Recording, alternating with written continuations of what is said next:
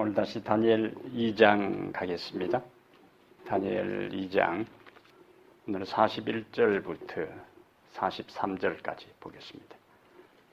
다니엘 2장 41절부터 43절까지 왕께서 그 발과 발가락이 얼마는 토기장이의 진흙이요 얼마는 쇠인 것을 보셨은즉 그 나라가 나누일 것이며 왕께서 쇠와 진흙이 섞인 것을 보셨은즉 그 나라가 쇠같이 든든함이 있을 것이나 그 발가락이 얼마는 쇠요 얼마는 진흙인즉 그 나라가 얼마는 든든하고 얼마는 부서질 만할 것이며 왕께서 쇠와 진흙이 섞인 것을 보셨은즉 그들이 다른 민족과 서로 섞일 것이나 그들이 피차에 합하지 아니함이 쇠와 진흙이 합하지 않음과 같으리이다. 아멘. 여러분들이 지금까지 신앙생활을 하면서 다니엘서를 1장부터 12장까지 끝까지 한번 그 교회에서 강의를 들으신 적이 있어요? 1장부터 12장까지? 1장부터 12장까지 끝까지 교회에서 강의를 한번 했어요? 예, 부분적으로. 예. 자, 그러면 그동안 여러분들이 이제 신앙생활을 하면서 배우고 익힌 실력을 총동원해서 오늘 이제 41절. 지금까지는 우리가 겉머리는 바벨론이고, 은나라는 메데페르시아고, 동나라 구리 제국은 헬라고, 그 다음에 마지막 철나라는 로마다. 거기 이제 우리가 40절까지 본 거예요.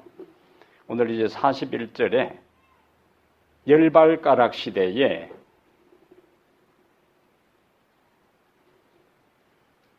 그 발과 발가락이 얼마는 토기자기의 진흙이요 얼마는 쇠인 것을 보셨은즉 그 나라가 나누일 것이며, 여기 설명이 바로 나오잖아요. 그러니까 로마 나라가 나누어진다. 로마의 분열에 대한 이야기가 이제 41절부터 나와요. 그럼 왜 로마 제국이, 그 강력한 로마 제국이 분열되기 시작했을까?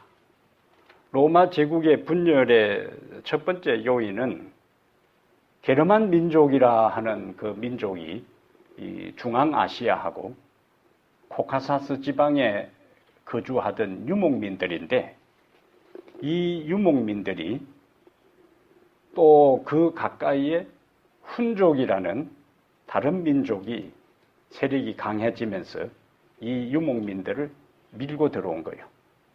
그러니까 게르만 민족들이 훈족에 밀려서 중앙아시아나 코카사스 지방에서 서진하는데 그 동네가 어디냐? 로마 제국 안으로 들어오게 된 거예요. 그러니까 게르만 민족 안에 부족이, 여러 부족들이 로마 제국 안으로 가족별로 움직이기도 하고 또 부족으로 움직이기도 하고 하면서 로마 제국 안에 들어오게 됩니다.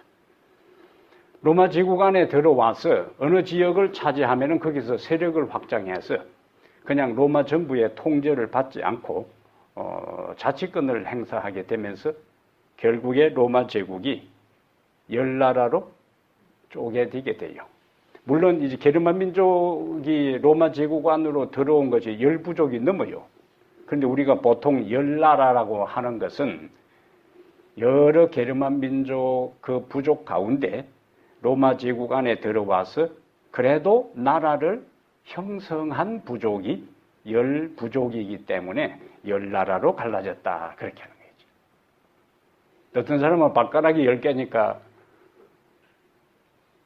10개니까 이제 또 열나라라고 하는데 너무 예언을 세부적으로 그렇게 하면 어떤 때는 모순에 빠질 수가 있어요. 여기에 핵심은 로마 제국이 나중에 어떻게 된다는 게 핵심이에요.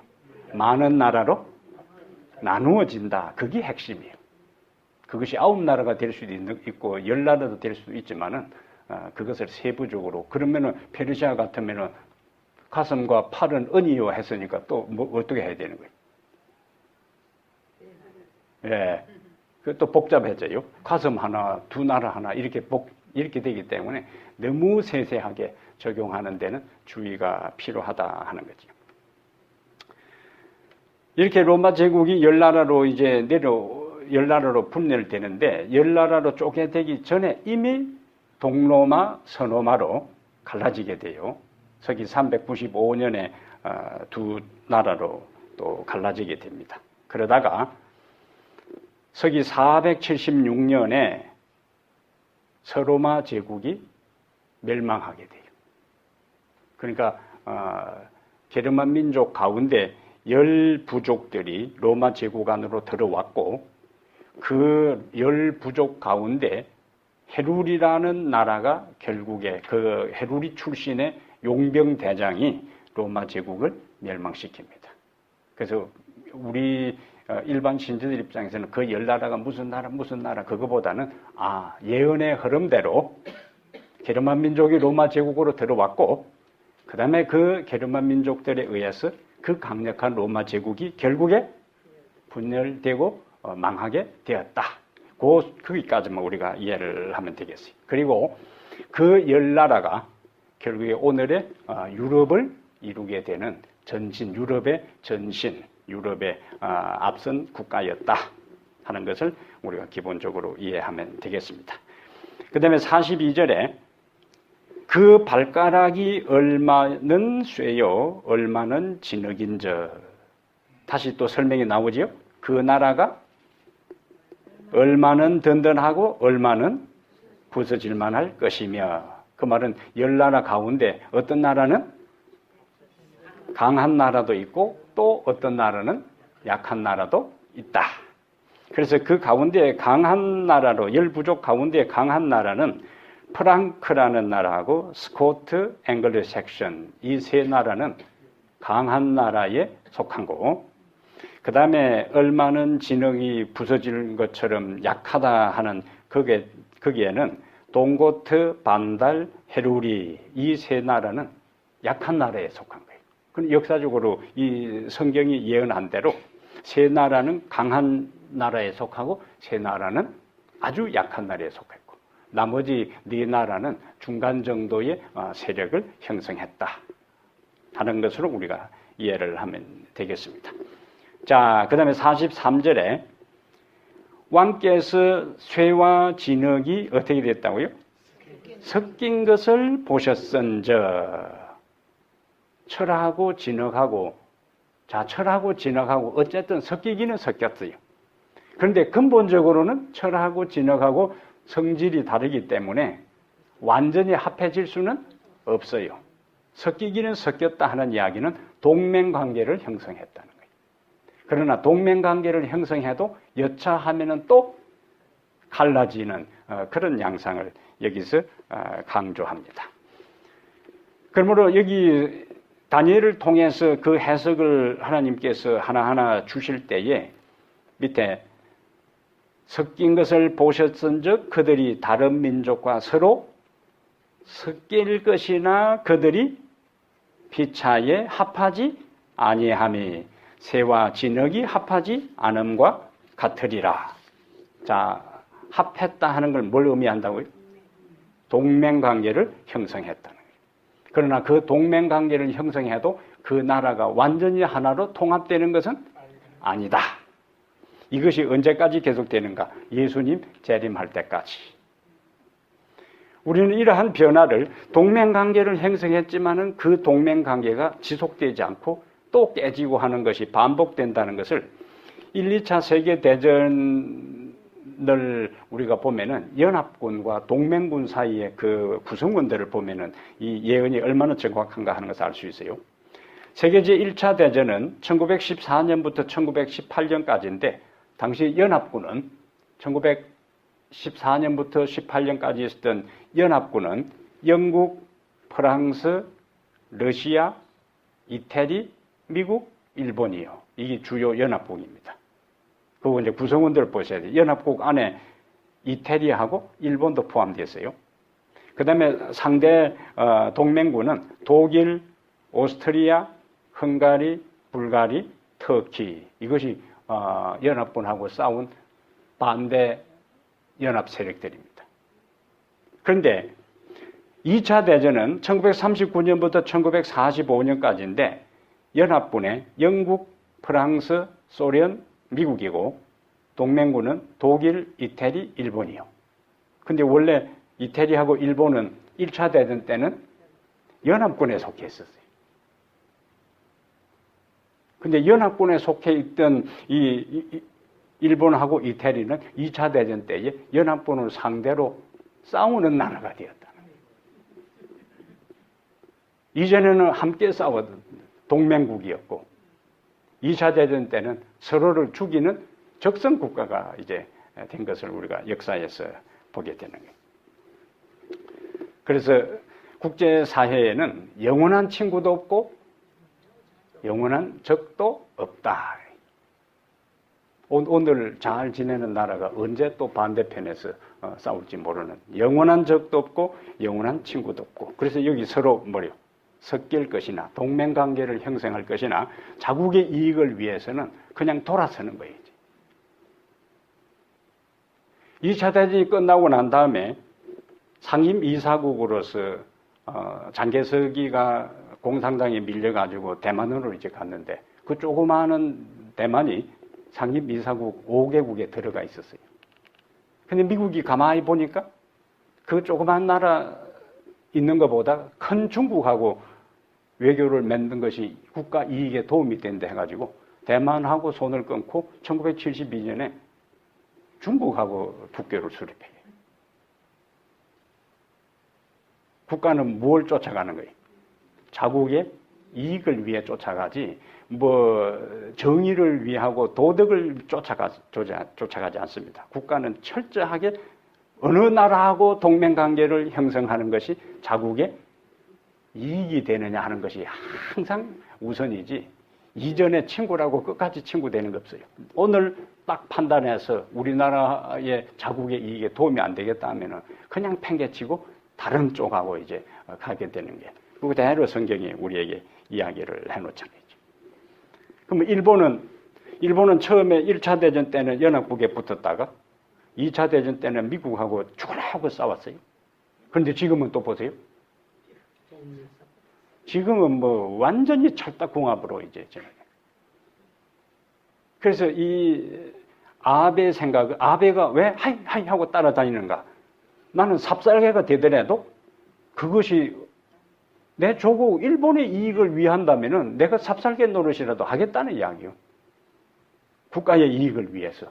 그러니까 그렇게 치열하게 엄청난 희생자를 내면서 싸웠던 나라하고 지금은 둘도 없이 밀을 관계를 유지하는 이것은 이 국제사회가 어떤 방식으로 돌아가느냐 하는 그 메커니즘을 우리가 확인할 수가 있어요. 한국 전쟁 우리나라의 대통령마다 다 불행하게 최후를 마치는데 한국의 대통령을 평가하고 바라보는 것하고 미국의 대통령을 바라보고 평가하는 것이 기본 관점이 다른데 한국은 새로운 정부가 들어서면은 전임 대통령을 어떻게 하든지 깎아내려야 되는 거예요. 잘하고 못하는 건 잘한 것은 그냥 다 덮어놓고 못한 것만 끄집어내서 죽이든지 감옥에 넣든지 그냥 이렇게 해야 적성이 풀려요. 근데 이 나라 대통령이라는 거 완벽한 대통령이 있겠습니까? 이 나라는 그렇게 하지 않습니다. 딱 퇴임하면은 퇴임한 사람에 대해서 절대로 건드리지 않고 이 나라는 미래를 향하여 나가야지 완벽한 사람 누가 있느냐 그거라. 내가 대통령직을 수행해도 내가 완벽할 수 없는 것처럼 전임자도 완벽할 수 없다고요. 그러나 그는 그로 자기에게 주어진 직임을 소임을 다했기 때문에 그것으로 인정하고 우리는 또 새로운 미래를 향해 나아간다. 자, 그게 멋있잖아요. 지금 한국의 이승만 대통령하고 박정희 대통령을 깎아내리는 작업이 진행됩니다. 예? 교과서를 다 바꿔요. 다. 그럼 이승만 대통령이라고 완벽한 거 아니잖아요. 그러나 이 양반이 6.25가 일어나기 전에 미군이 철수하려고 할 때 이 사람이 극구 말렸어요. 일본군을 몰아낸 다음에. 근데 미군이 이제 철수를 했거든요. 그런데 6월 25일 날 인민군이 쳐들어왔다는 소식을 듣고 이승만이는 바로 일본에 있는 메가드 사령부에 메가드한테 전화를 걸었어요. 그때는 그 메가드 한창 잠자고 있는데 부관이 안 바꿔주는 거라. 잠잔다고.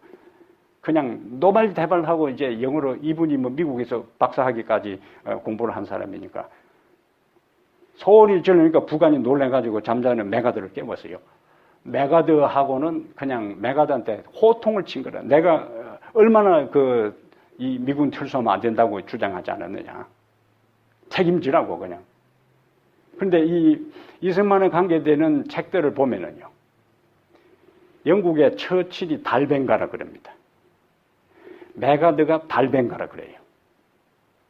이 메가드가 웨스트 포인트를 수석으로 졸업한 아주 수재이기 때문에 달벤가라 그래요.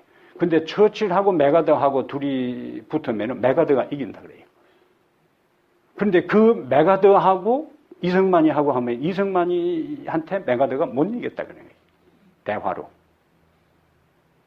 그래가지고 메가드가 이제 그 소식을 듣고 그 다음에 한국에 있는 이 무초대상가, 부초대상가 하는 분이 이제 이 트루만한테 급히 연락을 했어요. 근데 역사를 움직이는 이 하나님의 섭리가요. 그러면 한국 일요일이면 여기 토요일이잖아요. 동부 쪽이니까 이제 밤에 9시쯤 돼서 이 트루만이 자기 고향에 이제 휴가 주말을 맞이해서 가서 책을 좀 읽고 서재에서 책을 읽고 막 자려고 하는데 이 애치슨 국무장관한테서 워싱턴에서 백악관에서 급히 전화가 날아온 거예요. 38선에서 전역에서 북한군이 이제 총공세를 퍼붓고 있다고 했죠. 그래서 이 트루만이 그러면 내가 바로 지금 밤중에라도 워싱턴으로 가야 하느냐 하니까 내가 다시 한국에 정보가 들어오는 대로 정확하게 모아가지고 각하에게 내가 알려드리겠다.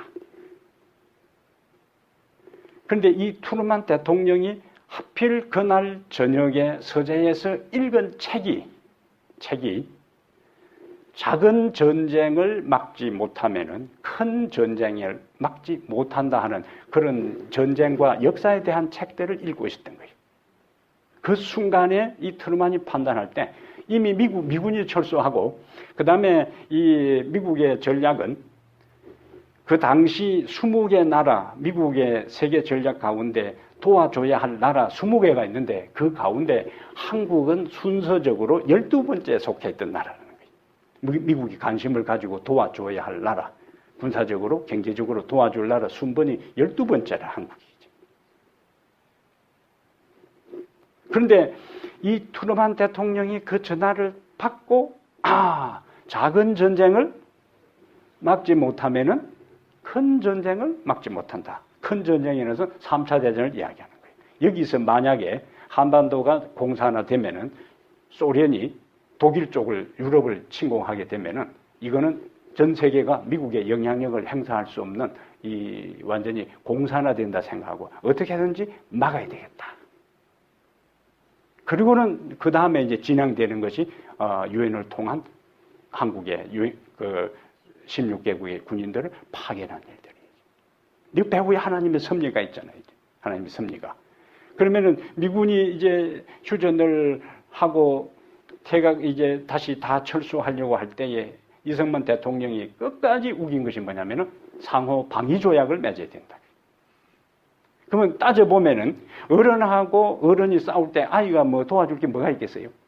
자칫 잘못하면 그 사이에 끼어들어서 코피 터질 상황이지만은 미국이 공격을 적군으로부터 받으면 한국이 도와주고 한국이 외부로부터 공격을 받으면 미국이 자동 개입해서 도와준다. 그게 상호 방위 조약이에요. 이것을 관철시키기 위해서 이 영감이 끝까지 우긴 거예요. 끝까지. 이 미국 조야에서는 이승만이는 아주 골치 아픈 사람으로 해서 CIA에서 심지어 이 이승만이를 제거할 계획까지 세웠다는 거예요. 이 영감을 제거하고 새로운 리더를 세워야 되겠다. 그런데 대안이 없는 거예요. 그럼 누구를 새로운 리더로 세울 것인가? 이 대치 상태에서 그 대안이 없기 때문에 그 이 CIA 해외 공작부에서 이승만 제거 계획을 포기했다는 거예요. 그럼 이분이 그걸 통과시켰어요. 그럼 지금까지 한반도가 이렇게 안전될 수 있었던 것은 이 영감의 고집으로 상호 방위 조약을 맺어서 딱 버티고 있기 때문에 그동안에 안전하게 우리 한반도가 자유를 누렸지. 그렇지 않았으면 벌써 공산화된 거예요. 그가 독재를 하고 부정선거를 한 것은 그건 역사적 사실이에요. 그러나 그 이미 이루어진 그것을 자꾸 끄집어내가지고 그럼 나쁜 놈이라 해가지고 무슨 의미가 있냐. 그가 조국이 위기에 처했을 때에 미국과의 관계를 돈독이하고 한반도를 공산화로부터 막은 그 긍정적인 면을 부각시켜서 후손들에게 이런 잘못도 있고 이런 긍정적이 있는데 우리가 북한에 당한 것은 그 시절에 이런 잘못을 했으니까 우리는 그러한 것을 반복하지 말아야 된다. 이렇게 교육을 시켜야 된다는 거죠. 박정희도 마찬가지예요. 그래서 동맹관계에서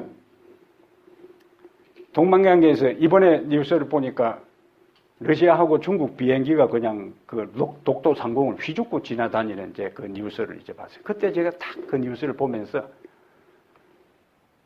미국, 일본, 한국이 똘똘 뭉치고 북한, 소련, 중국이 그걸 이제 공산 그 세력에 대항을 해야 되는데 미국 동맹 미군 철수하면 철수할 수 있지 뭐 이런 상황이고 일본하고는 지금 경제 싸움을 벌이고 있으니까 그 틈새를 중국하고 러시아가 파고 들어오는 거예요.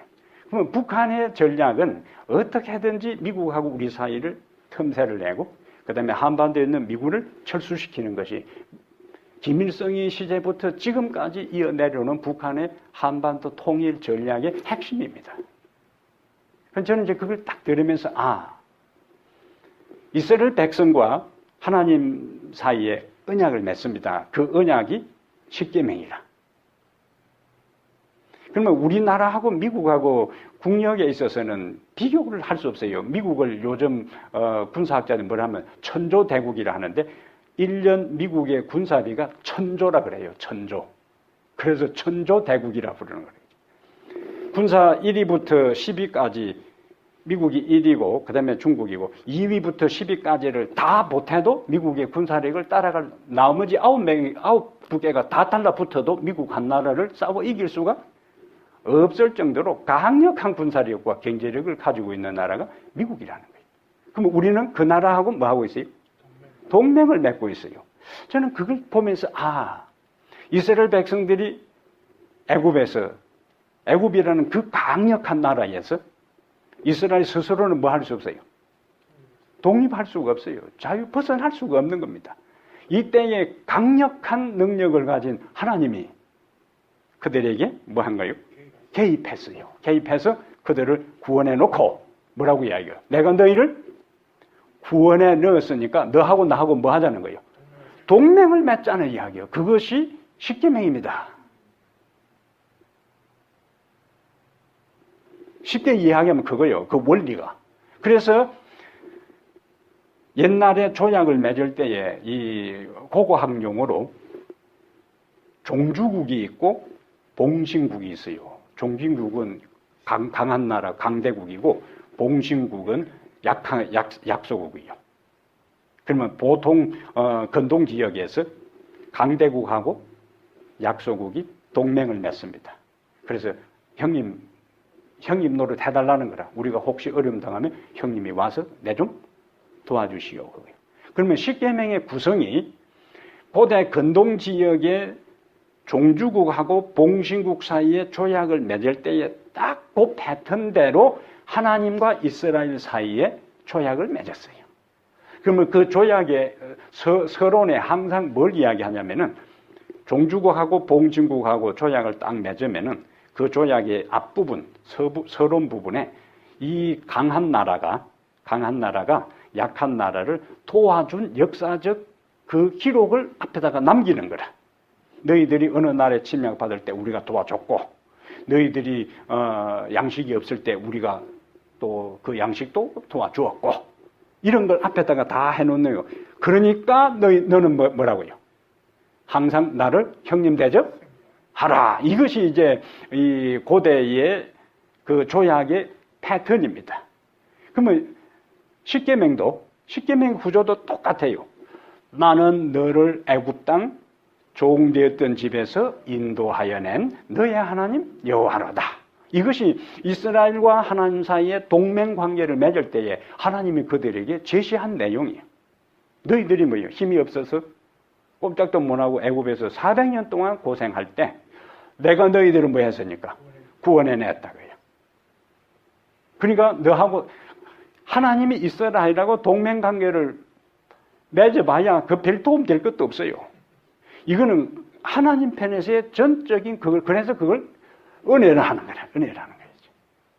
그들을 생각해서 하는 것이지, 하나님 편에 이스라엘을 뭐 붙인다고 뭐가 있겠어요? 오히려 신경 써야 되고 될 판인데. 그러면 이스라엘은 하나님하고 동맹 관계를 맺었으니까 철저하게 최고로 강한 자, 하나님 편에 항상 뭐 있어야 돼요? 붙어 있어야 되는 거라. 그럼요. 그러면은 이스라엘 역사, 우리가 이제 그런 관점에서 여러분들이 열왕기상, 열왕기야, 이사야, 에레미야를 보라는 이야기요. 그러면은 거기에 강대한 나라가 등장합니다. 아수리아도 등장하고, 그 다음에 아수리아하고 맞짱을 뜨는 이 패권을 다투는 나라가 애굽이 등장해요. 그 다음에 아수리아가 물러가고 나서 바벨론이 또 등장해요.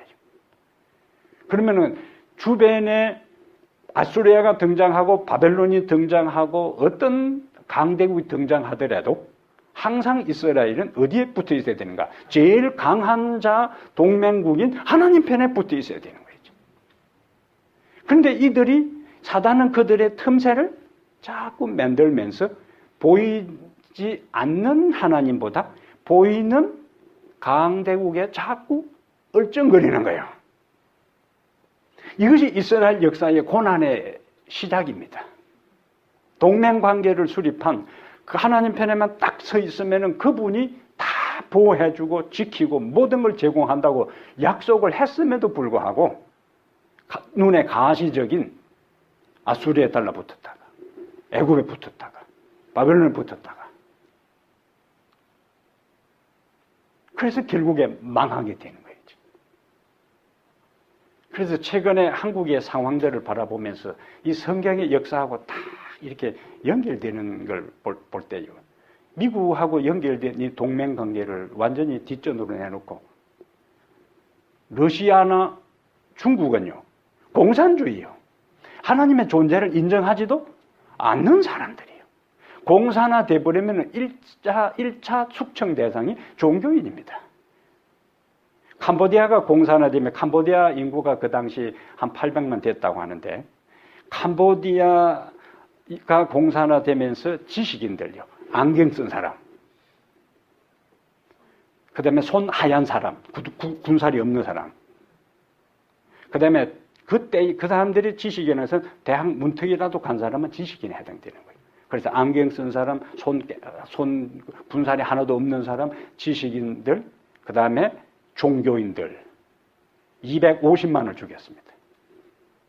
공산주의는 한 개개인의 생명이 그들에게는 파리 목숨이에요. 공산주의 사상을 정립하는 데 있어서 그것은 아무것도 아닙니다.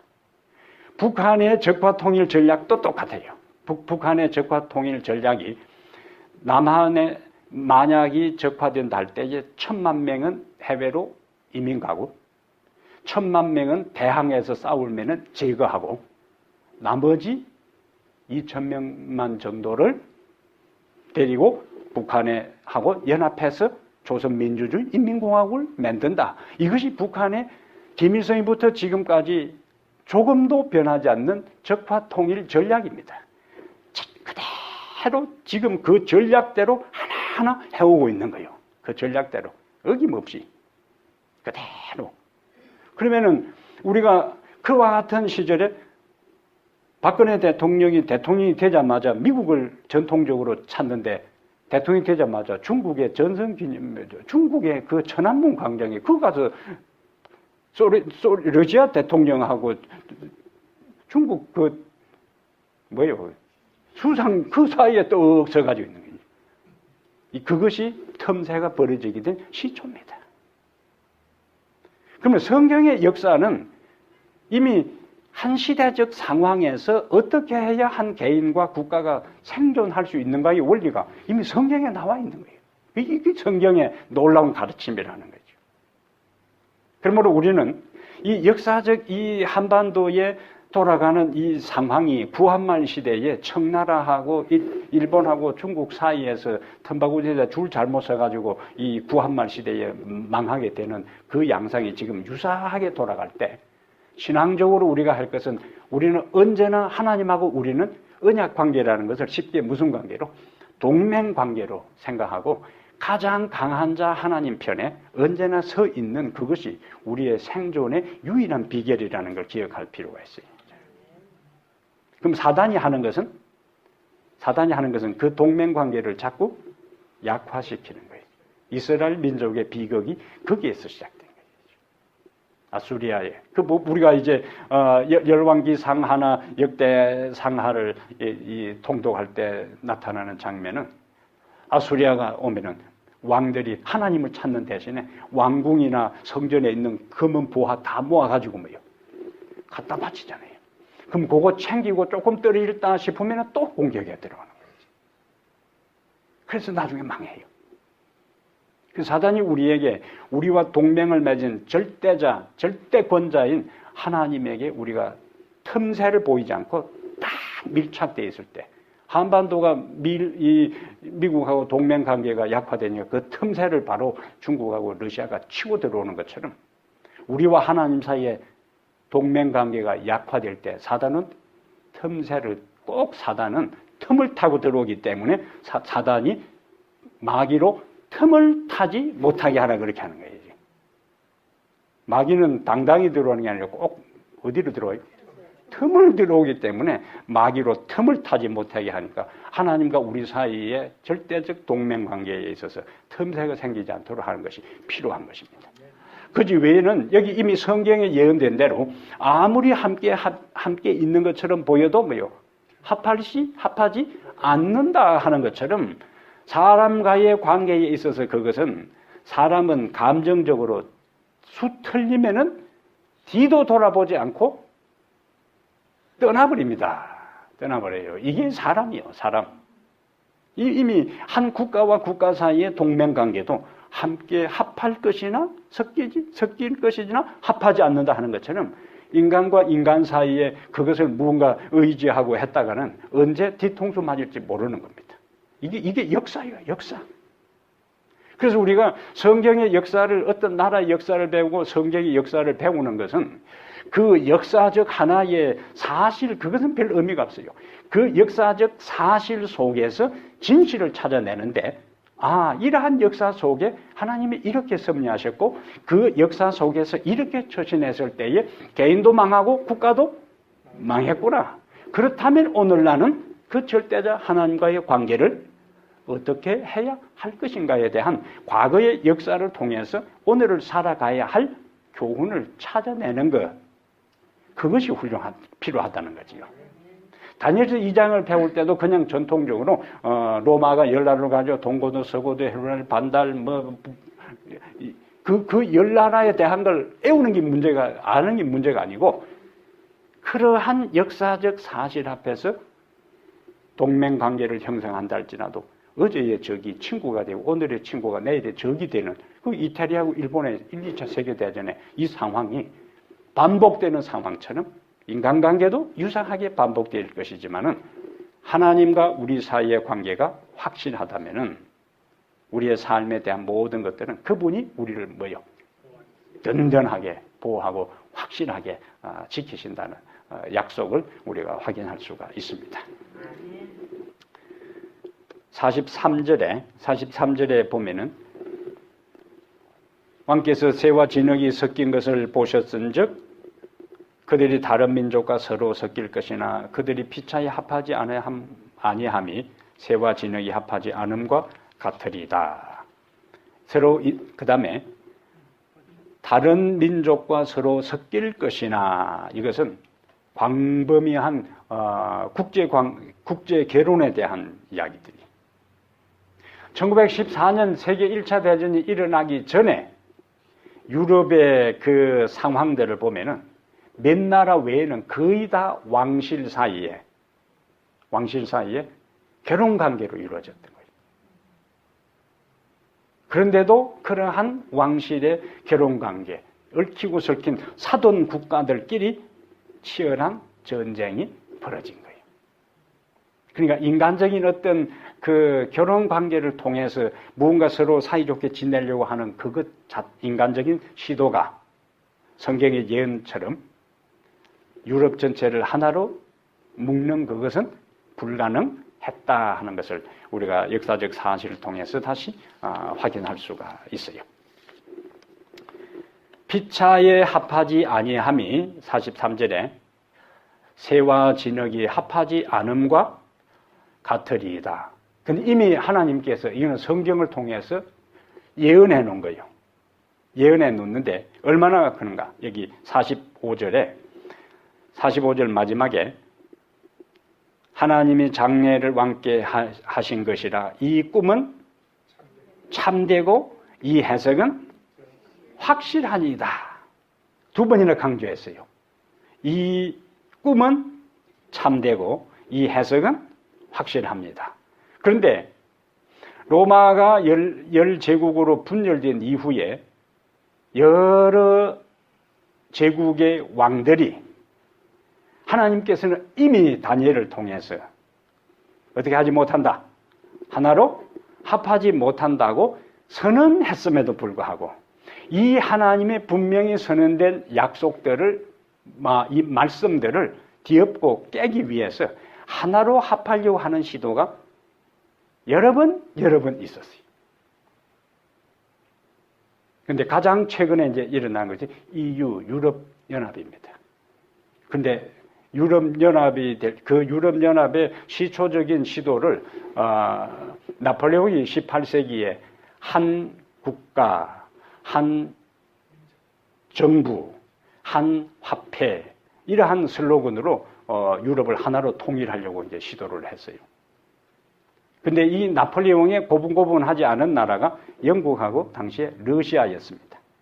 나폴레옹이 그 주변 국가들은 다 정복을 했는데 러시아가 고분고분 안 하니까 나폴레옹이 러시아 정복에 나섭니다.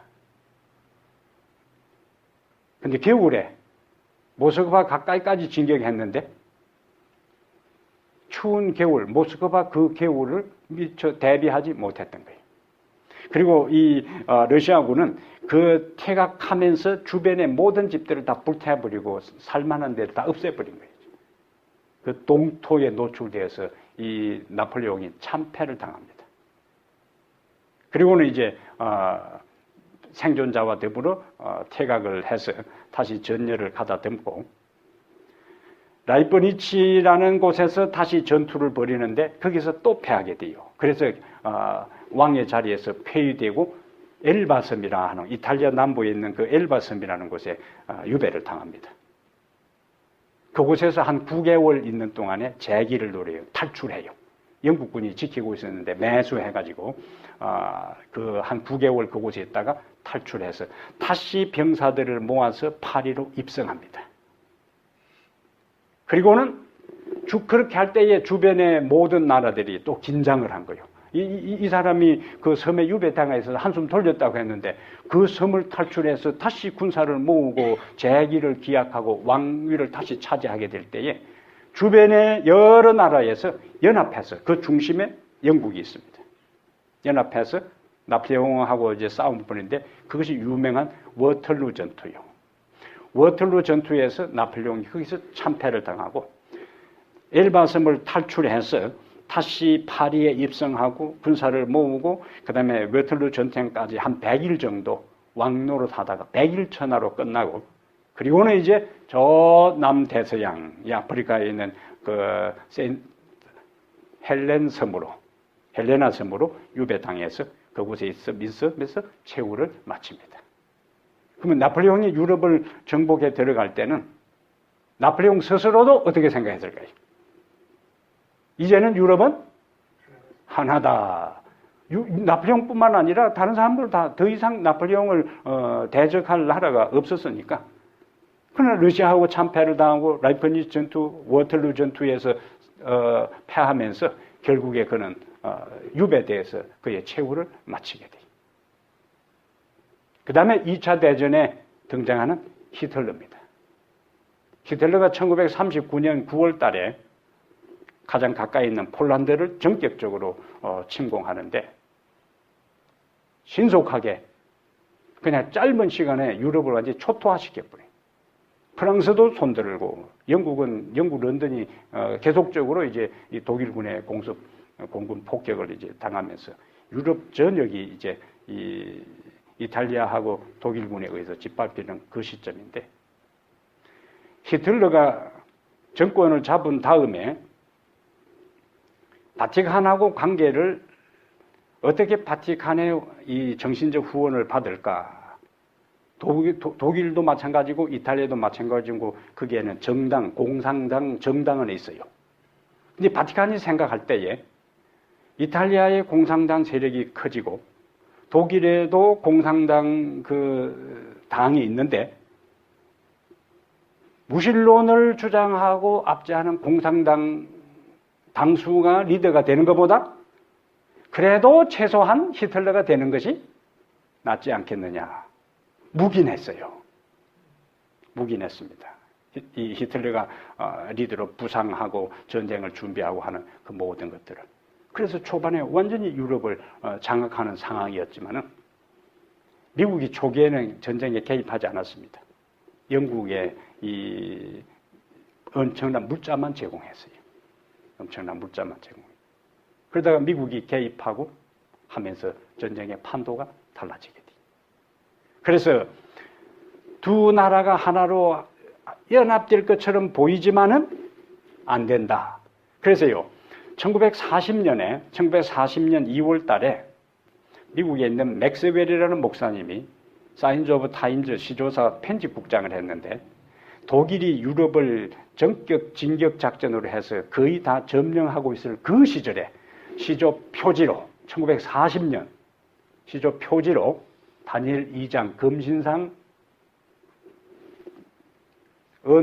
금은 동철에 그걸 제시하면서 유럽은 하나로 통일될 수가 없고 히틀러도 전쟁에서 절대로 이길 수가 없다는 것을 1940년 한창 독일이 완전히 전성을 누릴 그때 그것을 발표를 했어요. 그 주변에 상당수의 목회자들과 성경을 연구하는 사람들이 그건 위험한 일이다 그래요. 만약에 히틀러가 이 전쟁에 승리해버리면은 성경 전체에 대한 예언에 대한 불신을 가질 수 있기 때문에 왜 그러한 위험한 도박 같은 그런 성경 해석을 하느냐고.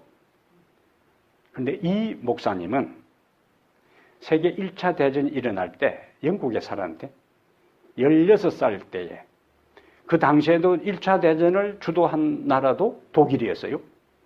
근데 독일의 빌헬름 2세가 1차 대전을 주도하는데 보니까 초기에는 거의 이기는 것처럼 보이던데 나중에 결국에 지는 걸 알면서 그러면서 다니엘 2장에 한 나라로 합할 수 없다는 그것을 자기가 성경 연구를 통해서 확신을 가진 거예요. 그러니까 지금 독일이 연전성렬을 거둔다 할지라도 한 나라로 독일에 통일될 수 없다 하는 이야기를 한 거예요. 이때에 우리 교회 시절에 나온 책 가운데 천인이 내 곁에서 하는 책이 있는데 하젤 목사님이 40살 이 당시 이제 독일에서 목회를 하고 있을 때인데 전쟁이 일어나면서 40살에 징집을 당해서 전선에 투입된 거예요. 소련 전투에 이제 투입이 됐는데 이분은 불의한 전쟁에서 내가 다른 사람을 죽일 수가 없다. 두 가지를 결심한 거예요. 나는 전쟁에 나간다 할지라도 다른 사람을 총을 소지해서 죽일 수가 없다. 그다음에 전쟁이라 할지라도 나는 철저하게 안식일을 지킨다. 그는 나치 당 아래에서 그것은 불가능한 거예요. 둘 중에 어느 것도 불가능한 거예요. 근데 이 목사님 그 결심을 하고 간 거라 했지. 그리고는 훈련소에부터 시작해서 그 총을 거부했을 때 엄청나게 맞았습니다. 그거는 뭐 그냥 사형이 아니에요. 바로 상관이 그냥 총으로 쏴 죽이는 상황인데 엄청나게 이제 매를 맞는데 이 장교들이 그러면 너는 공병대에 가라. 공병대. 공병대는 전선에 제일 앞에서 가서 탱크나 군인들이 지나가도 해야 되니까 완전히 그 앞에 프론트 라인에 있어야 되니까 이거는 총알바지예요. 총알바지. 삽 한 자루만. 그러면 너는 다른 사람 안 쏴주는데 너는 삽만 들고 나가라 그래요. 진짜. 그런데 2,000여 명이 그 자기 부대원들이었는데 살아 돌아온 사람이 7명인데 그 7명 중에 한 사람이었고 이분이 그 총탄이 비오듯 쏟아지는데 삽자루 들고 이제 길 닦고 다리 놓고 하는데 총알이 빗나가는 것처럼 옆에 있는 사람, 총 드는 사람은 죽는데 이 사람 안 죽으니까 나중에 총 드는 사람이 이 사람 주변에 몰려드는 거예요. 저 사람 옆에 가면은 하젤 옆에 가면은 총 안 맞는다 해가지고 그러지.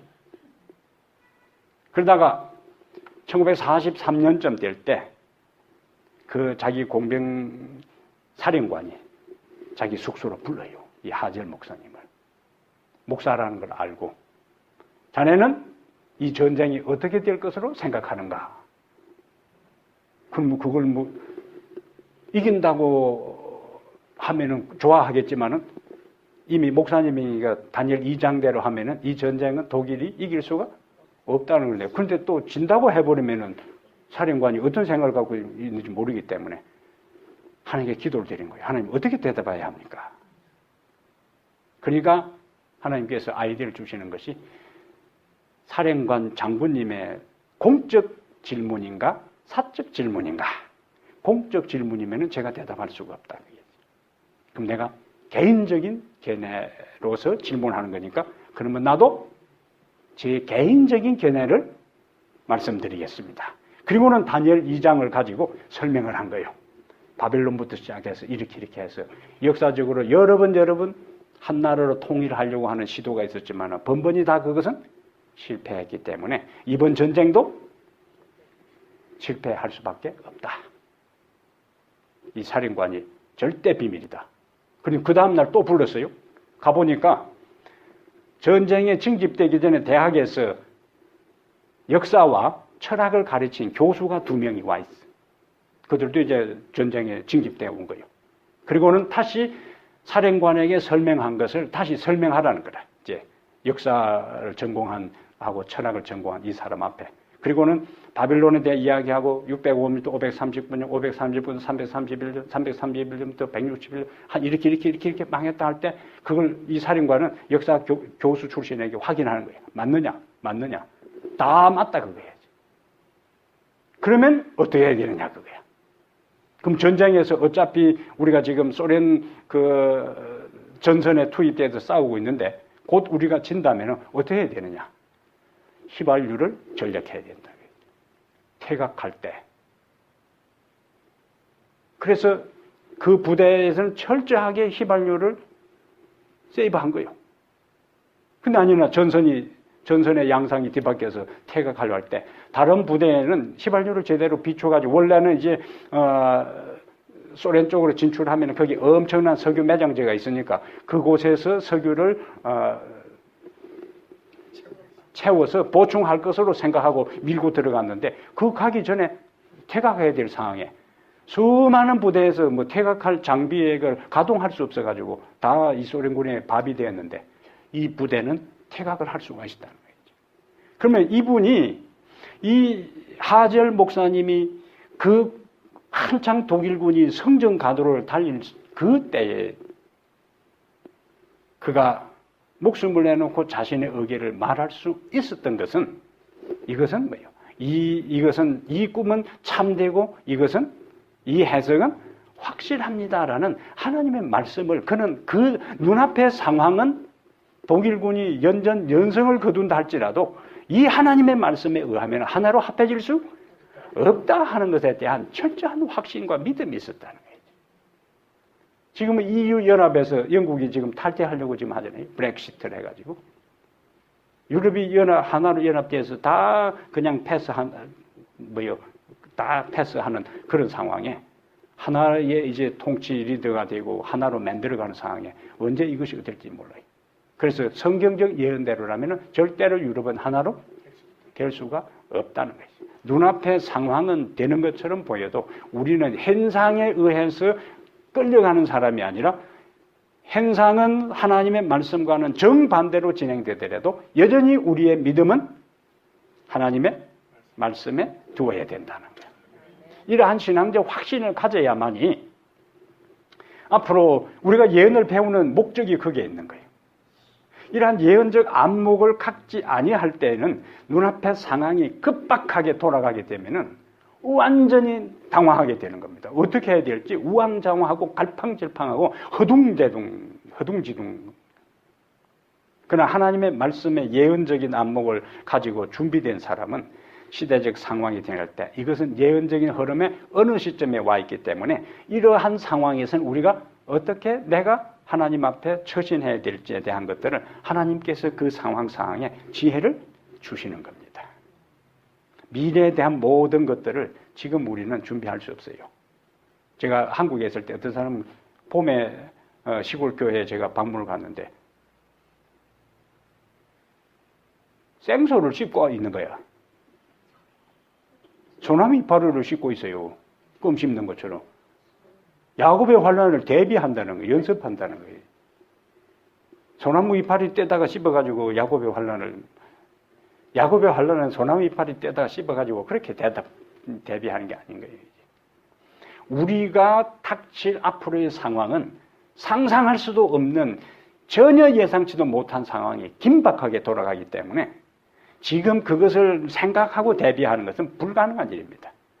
오늘 내가 평안하고 내 삶이 자유로울 때 내가 마음껏 기도하고 마음껏 찬양하고 내 신앙을 선택하고 그 믿음을 따라 살아갈 수 있을 때에 믿음 하나님 편에 하나님과의 동맹관계를 확실히 한 사람에게는 그 위기의 때에 어떻게 해야 될지를 하나님께서 그 상황에 알게 해주시는 거예요. 피할 길을 주시고 순교를 당하면 순교를 당할 믿음을 주실 것이고 또 그 위기를 극복할 수 있는 힘도 주실 것이고 동맹관계를 절대적 권한을 가진 하나님이 그 상황에 우리를 이끄시는 것은 지금 그분과의 관계가 틈새가 없도록 단단히 그분과의 관계를 밀접하게 할 때에 마지막 위기의 때에도 그분이 우리에 대한 모든 것들을 큰형님처럼 우리를 보호하신다 하는 사실들을 우리가 명확하게 이해할 필요가 있습니다. 지금 그와 같은 관계를 형성하지 않는 사람은 다 추풍낙엽처럼 흔들리면서 무너지는 거예요. 그래서 미래를 위한 준비는 예언적인 안목을 키우는 것이고 그 예언적인 안목에서 내가 하루하루 생각해야 될 것은 오늘 내가 하나님 앞에서 하나님과 관계를 돈독히 하고 예언적인 빛과 은사를 주신 하나님과의 동맹관계를 단단히 해서 흔들림 없는 믿음의 길을 가는 것이 살아남는 자가 될 수 있는 유일한 비결임을 기억하게 되기를 바랍니다. 그런 마음을 우리가 생각하면서 하나님께서 오늘 저녁에도 다시 한번 새로운 다짐의 기도를 드리도록 도와주시길 바랍니다.